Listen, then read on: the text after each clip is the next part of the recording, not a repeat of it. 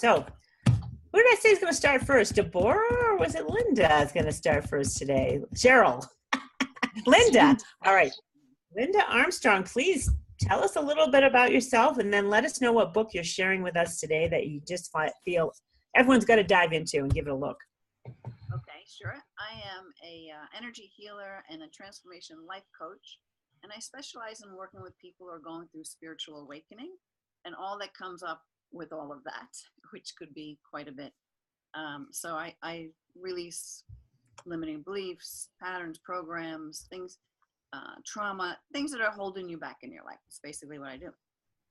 But today I'm going to talk about some books that I did not read because, I'm the Audible girl.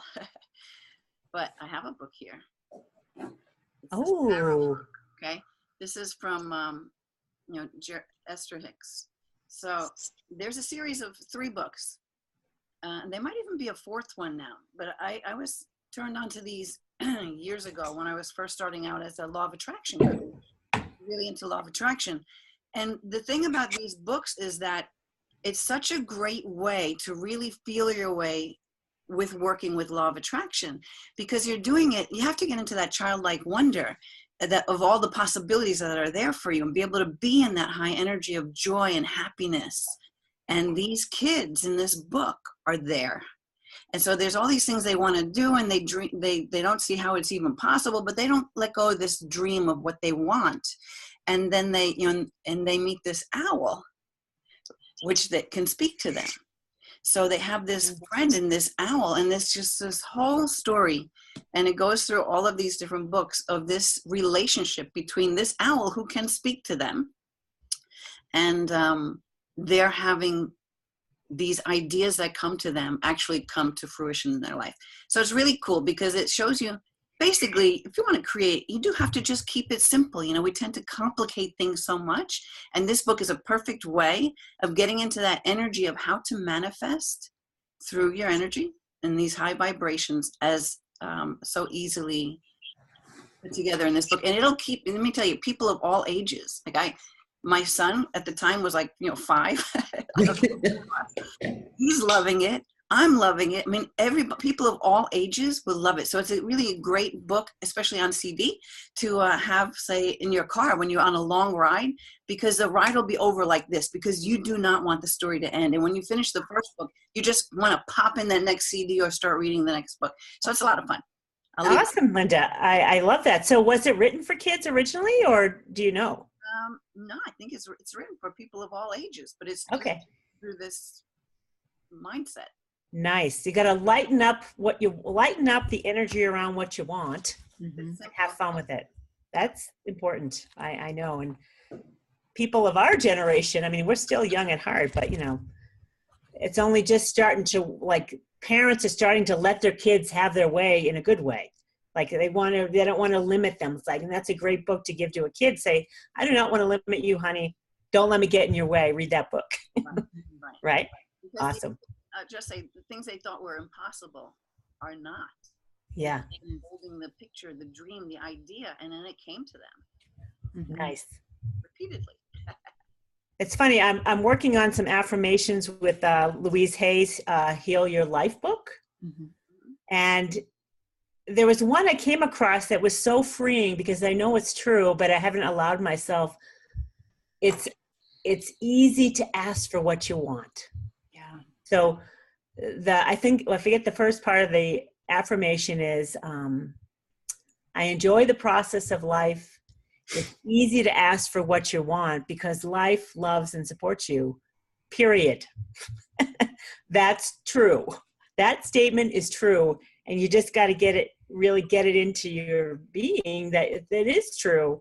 And it doesn't matter what you want. There's no limits. You can absolutely have what you want. And, I don't think that I can because there's all these garbage I put around it, which isn't true. But that particular affirmation, I'm picking up that book because I'm a kid at heart. I'm going with that. I want what I want because it's fun. All right. Thank you, Linda Armstrong, my spiritual awakening coach. I like the sound of that. And, people think you have to be spiritually awakened, but you are. You just don't know it. And if you don't know it, and you think, is that for me? You're like, yeah, probably. tune in to tap in, turn on, and tune in with Linda. She'll help you with that. All right, Deborah, you're up, Buttercup. Okay. Actually, the book that I wanted to discuss today, and I'm like Linda, I'm not a book reader. I do mine online. It's This Is Me, and it looks backwards to you, doesn't it? It's This Is Me by No, it doesn't. Okay, by Chrissy Metz.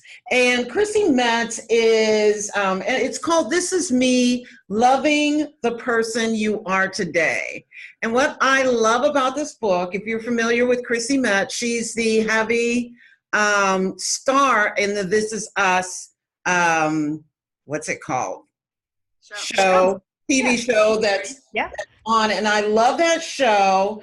And what I loved about this book is that it's talking about mindfulness, just this kind of a, almost a biography of her life and her process of using mindfulness to help her through and work through some of the things in her life. And one of the reasons why I was attracted to Chrissy and to this book is she is so in love with herself. She seems to be so balanced and so kind and able to kind of, you know, release all of that heaviness that's typically around Hollywood and maintain her lightness of being. And this book gives you some insight into how she does that and some of the mindfulness practices that she's started using or that she's used or developed throughout her journey.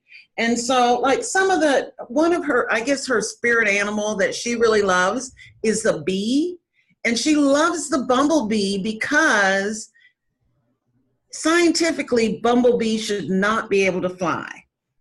And, you know, and scientists at one point actually proved that bumblebees cannot fly, but they do fly. And so she really kind of resonates with that bumblebee. And so her chapter headings have Be Mindful, and it has BEE instead of the BE. So be mindful, say thank you, be mindful, preschool rules still apply, be mindful, how to be an agent of change, and on and on and on. And I loved it because it's a quick read, it's a short read, but it just gives you the lessons of life and mindfulness in bite-sized pieces that you can take on for yourself.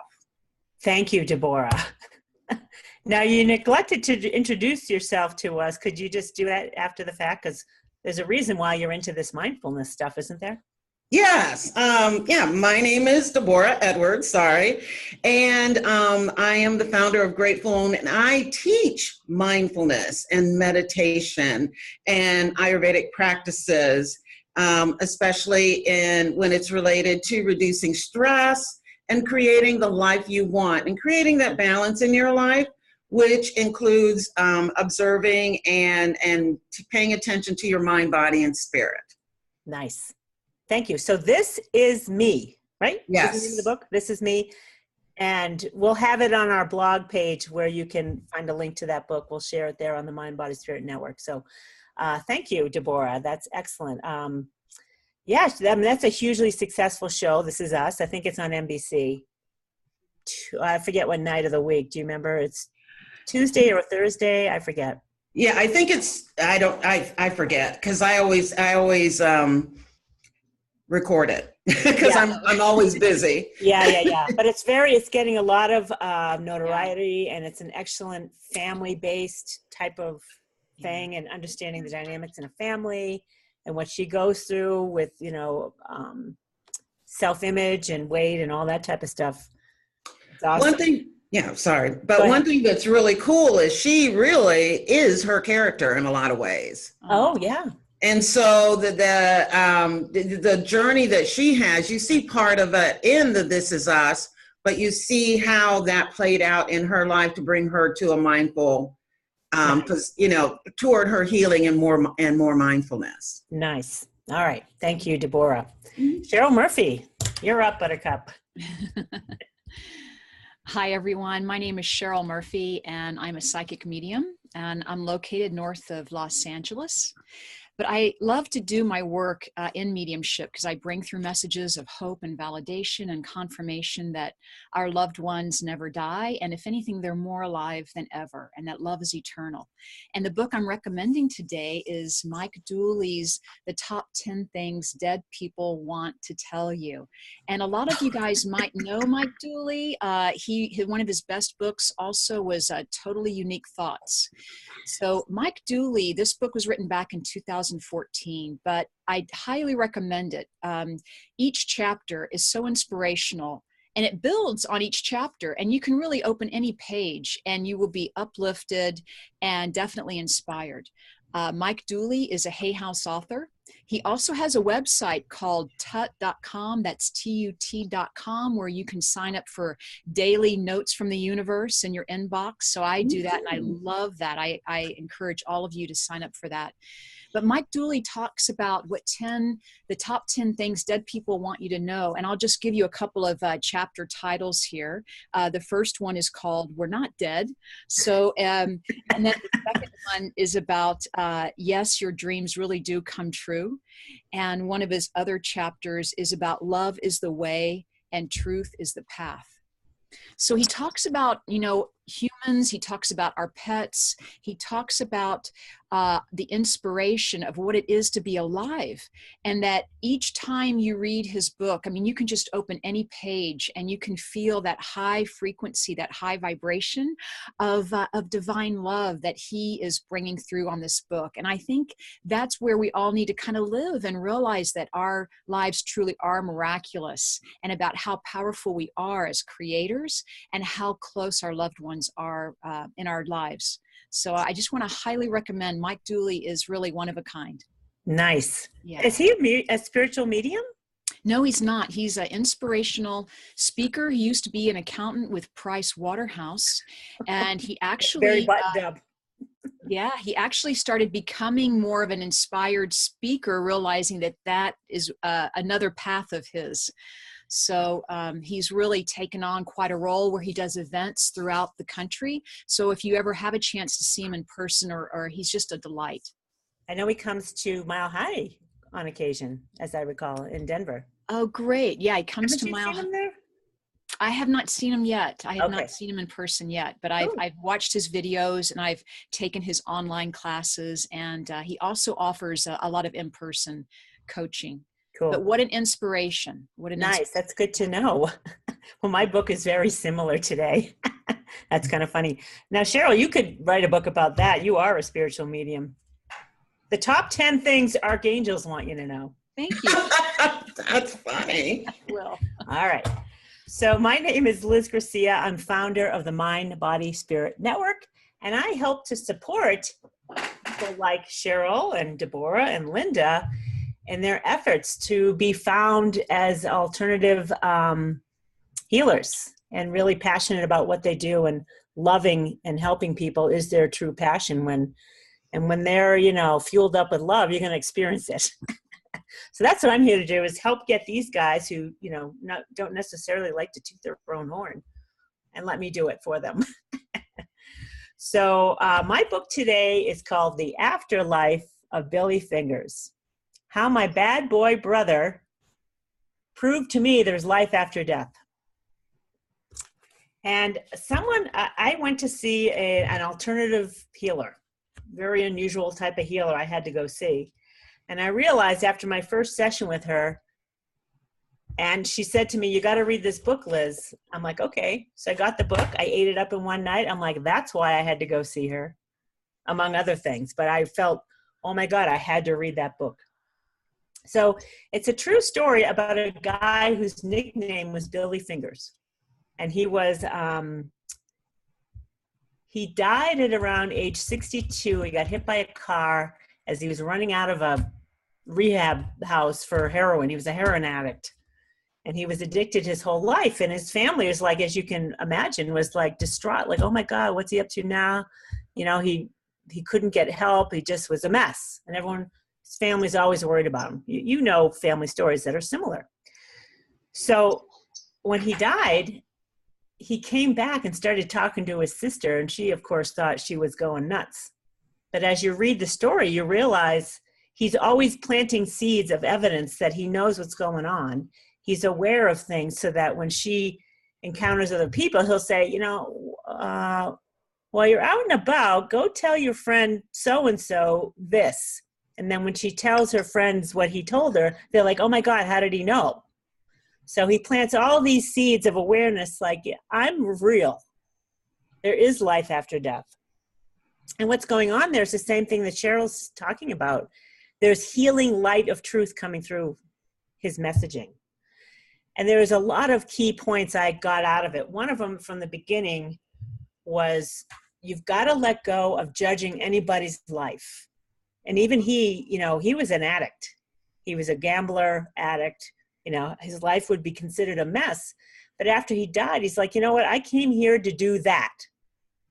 And when you realize that he's talking as a more evolved being, you can kind of sense that he's more evolved than maybe others are. But he chose to come here and experience a lesser experience because it served a greater purpose. So the key for me was to stop judging myself for what I've experienced and for everybody else. Stop judging anyone, period, because every one of us is God inhabited, right? We're all God-godding. That's what I like to say. We're God-godding. And when you live for eternity, you want to go God and try out something new. It's like, you know what? Let's go see what heroin addiction is all about. Why not? You're here forever and a day, a billion years. Like, why not go do a little heroin? See what kind of fun I can get into. So that was like a key point, is stop judging yourself for anything that you experience, because you're here to experience it, period, purely. Even if it's less than, which I've had less than, I didn't really love it, but you do get the silver lining from it. And then what's really interesting to me was I recognized that he starts to describe what life is like for him as he's expanding, and he calls it, he's becoming the universe. And he's describing what the feeling is like and what's going on. And when I would say it's probably 20 plus years ago, I was walking over the BU Bridge in Boston, going to work with a Sony Walkman on. And I heard the song by Train called Drops of Jupiter. And I'd never heard it before.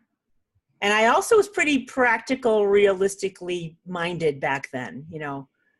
Anyone, this kind of spiritual stuff, I'm like, yeah, whatever. I think, Linda was loony, and same with Cheryl. I'll be like, yeah, you guys are loony.